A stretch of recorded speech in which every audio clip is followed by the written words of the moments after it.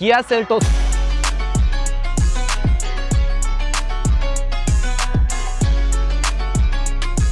Usually ऐसा बहुत कम होता है कि कोई नई कंपनी किसी नई कंट्री में नए प्रोडक्ट के साथ में जाए और उसका पहला प्रोडक्ट ही सुपर हिट बन जाए।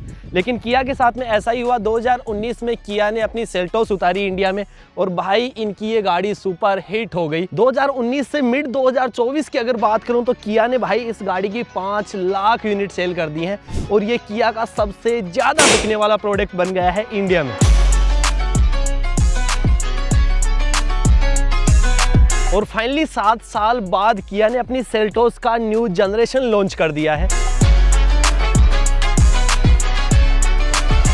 लेकिन अब सबसे बड़ा सवाल यह है कि सेल्टोस को क्या अभी भी उतनी ही सक्सेस हासिल होगी जितनी पहले हुई थी, क्योंकि जब ये लॉन्च हुई थी उस वक्त भाई कंपटीशन में ज़्यादा प्रोडक्ट नहीं थे। लेकिन आज के दिन कंपटीशन बहुत ज़्यादा टफ हो चुका है, स्पेशली टाटा सियरा के आने के बाद में। तो आज हम डिटेल में बात करेंगे अपनी किया सेल्टोस की, इसके लुक्स की, इसके फीचर्स की, सेफ्टी वगैरह क्या है और क्या खास है इस गाड़ी में जो सियरा से इस गाड़ी को अलग बनाता है। तो चलिए जल्दी से शुरुआत करते हैं। तो सबसे पहले बात करें इसके लुक्स की, तो भाई लुक्स बिल्कुल ही डिफरेंट है।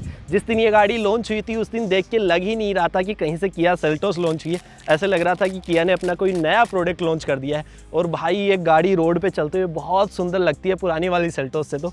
और किया ने इस गाड़ी में अपनी हायर सेगमेंट की जो गाड़ियाँ हैं उनसे डिज़ाइन कॉपी करने की बहुत ज़्यादा कोशिश की है। इस गाड़ी को आप किसी भी एंगल से देखोगे तो आपको कहीं कहीं लगेगा कि कार्निवल की कॉपी है, कहीं से लगेगा किया EV9 की कॉपी है, कहीं से किया EV6 की कॉपी लगेगी। डिजाइन कॉपी करने की कोशिश की है, पार्ट शेयरिंग में यहाँ पे बिल्कुल भी नहीं बोलूँगा। और ये गाड़ी पुरानी वाली सेल्टोस से लगभग 95 mm लंबी हो चुकी है, 30 mm के लगभग चौड़ी हुई है और 80 mm इस गाड़ी का व्हील बेस बढ़ा है। 80 mm व्हील बेस बढ़ने का मतलब आप समझ सकते हो कि इस गाड़ी में केबिन स्पेस काफ़ी ज़्यादा अच्छा हो गया है। लेग रूम वगैरह आपको ज़्यादा अच्छा मिल जाएगा, 3 लोग बड़े आराम से पीछे की सीट पे बैठ जाएंगे। बाकी इसकी बात करते हैं हम अंदर बैठ के। देखो जो मुझे लगता है कि सबसे बड़ा कॉम्पिटिटर समझ लो या सबसे बड़ा दुश्मन समझ लो, इस गाड़ी का टाटा सियरा ही रहने वाली है। क्योंकि सियरा और किया सेल्टोस में बहुत से फीचर्स ऐसे हैं जो दोनों ही गाड़ियों में कॉमन है, कुछ ज़्यादा चेंज आपको देखने को मिलेंगे नहीं।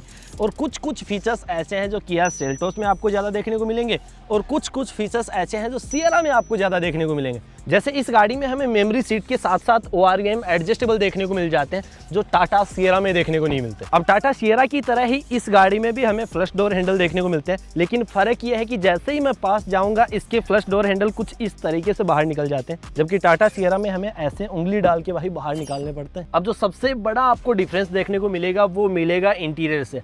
अब टाटा सियरा में हमें 3 डिस्प्ले देखने को मिलती हैं, 10.25 इंच, 10.25 इंच और 10.25 इंच। अब इस गाड़ी में भी हमें 10 डिस्प्ले देखने को मिलती है, लेकिन कुछ बड़ी और कुछ छोटी। जैसे ये वाली 12.3 इंच, इधर वाली 12.3 इंच और ये बीच वाली 5 इंच। अब ये टाटा सियरा से थोड़ी तो छोटी है, लेकिन किया की किसी भी गाड़ी में देख लो, जैसे सेल्टोस में देख लो, इससे ऊपर सेगमेंट में जाते हैं तो किया EV6 आती है, उससे ऊपर कार्निवल आती है और उससे ऊपर आती है इनकी M9 जो लगभग 1.5 करोड़ रुपए की गाड़ी आती है। उस गाड़ी में भी भाई हमें सेम स्क्रीन देखने को मिलती है, 12.3 इंच, 12.3 इंच और बीच वाली 5 इंच। अब ये एक अच्छी बात है या बुरी बात है कि किया सेल्टोस में भी हमें सेम ही स्क्रीन देखने को मिलती है, ये आप मुझे कमेंट बॉक्स में बताना। बाकी एक चीज़ है जिसकी वजह से इस गाड़ी ने मुझे थोड़ा सा डिसअपॉइंट किया है और वो है अगेन इसका इंटीरियर।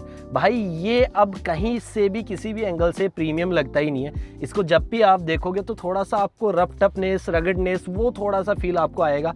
ये बीच वाला पार्ट ये सॉफ्ट टच है, लेकिन कहीं से भी लगता नहीं है भाई। ऐसे मैं दूर से देखता हूँ ना तो ये भी मुझको ये प्लास्टिक वाला पार्ट ही सेम ऐसे ही यहाँ पे लगता है, लेकिन ये सॉफ्ट टच है कुछ। और ये जो बटन्स हैं वो भी सेम किया सिरोस की तरह ही देखने को मिलते हैं, उसी तरीके से वॉल्यूम कंट्रोल, मीडिया सेटअप सारा का सारा उसी तरीके से आता है। अब जैसे ये डोर हैंडल जो किया सिरोस में हमें देखने को मिलते थे उसी तरीके के अब किया सेल्टोस में भी देखने को मिलते हैं और कुछ उसी तरीके के बटन। वेंटिलेटेड सीट का बटन यहाँ पे दे दिया है, कुछ ब्रांड्स इसको छुपाने की कोशिश करते हैं, सीट के यहाँ पे देते हैं, लेकिन भाई किया ने इसको दिखाया है कि जब फीचर्स दे ही रहे हैं तो क्यों ना हम इसको दिखाएं, सबको दिखाएं कि भाई हमारी गाड़ी में वेंटिलेटेड सीट मिलती है। तो भाई इसका बटन यहाँ पे दे दिया गया है।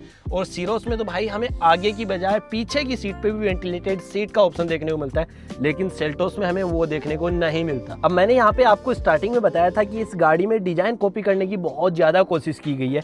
जैसे मैंने आपको स्क्रीन वाला पार्ट बताया कि वो उन तीनों ही गाड़ियों से मैच खाता है, डोर हैंडल वाला पार्ट बताया कि वो किया सीरोस की तरह लगता है, और जैसे ही आप इसकी सीट की तरफ नजर डालोगे तो उसका डिजाइन भी आपको कुछ किया EV6 वाली ही याद दिलाने वाला है, क्योंकि किया EV6 में भी हमें यहीं पे USB Type-C चार्जिंग पोर्ट देखने को मिलता है, और यही सेम चीज अब हमें सेल्टोस में भी देखने को मिलेगी। बाकी वो सारे कॉमन फीचर्स जो आजकल इस सेगमेंट की हर एक गाड़ी में देखने को मिलते हैं भाई, वो हमें किया सेल्टोस में भी देखने को मिलते हैं। जैसे एंड्रॉइड ऑटो, एप्पल कारप्ले हो गया, वायरलेस चार्जिंग हो गया, पेनोरामिक सनरूफ हो गया, वेंटिलेटेड सीट हो गया, और बॉस का प्रीमियम म्यूजिक सिस्टम, सब कुछ है इस गाड़ी में। और एम्बिएंट लाइट जिसको देख के सच में मजा आ जाता है। अब 80 mm के लगभग गाड़ी का व्हील बेस बढ़ा है, तो गाड़ी के अंदर स्पेस बढ़ना चाहिए था। अब इस गाड़ी की आगे वाली सीट में अपनी हाइट के हिसाब से एडजस्ट करके आया हूँ 5'11" के हिसाब से। उस हिसाब से मेरे पास में यहाँ पे लेग रूम भर के है, हेडरूम भाई भर के है, तो स्पेस की तो कोई कमी नहीं है। बाकी अगर मैं बात करूं यहाँ पे 3 लोगों की, तो वो मुझे लगता है कि 3 लोग यहाँ पे कंफर्टेबली नहीं बैठ सकते हैं। अगर कोई बच्चा बैठेगा तो हाँ ऑफकोर्स बैठ सकता है, लेकिन 3 एडल्ट लोग यहाँ पे बिल्कुल भी नहीं बैठ सकते। बाकी तीनों ही लोगों के लिए यहाँ पे हेड रेस्ट दिए हुए हैं, जो अच्छी बात है।